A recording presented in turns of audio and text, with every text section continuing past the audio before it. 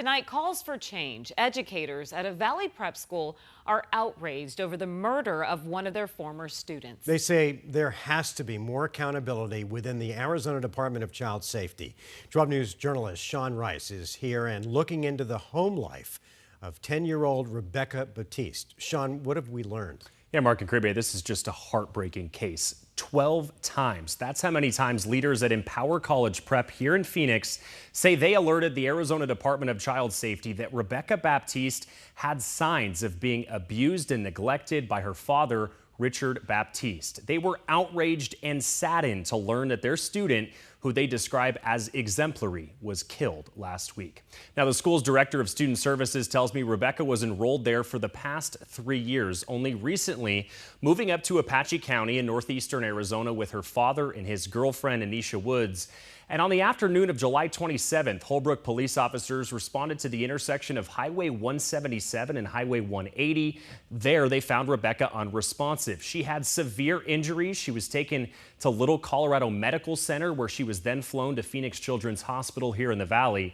She died 3 days later on July 30th. Now, leaders at Empower College Prep tell me Rebekah and her two brothers would regularly come to school with signs of abuse and neglect, like markings on their body, bruises, black eyes, malnourishment. They tell me it was very apparent all three of them were not being fed properly. Now, as mandatory reporters, the school's director of student services, Natalina Mariscal, tells me she contacted the Department of Child Safety numerous times, remembering on 4 separate occasions being told that the information would be provided to a DCS supervisor and that follow-up would be completed.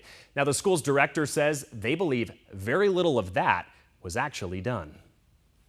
I feel very strongly that this was preventable, and that Rebekah nor her siblings needed to be subdued to what they experienced. They did not need to endure that, and Rebekah certainly did not need to lose her life.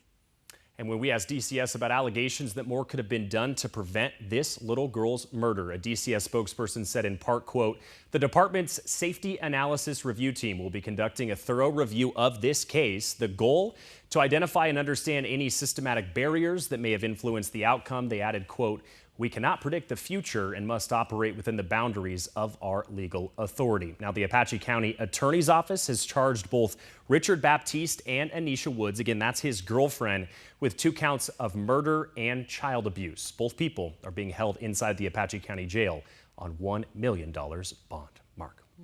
What a terrible story in so many ways. Just a completely preventable death. And Sean, any idea, and I don't mean to throw you a curveball, were the police ever called when the school had concerns and saw markings on this poor little girl's body? Yeah, it's my understanding from that conversation I had with 2 leaders at Empower College Prep that a school resource officer was regularly involved in this process.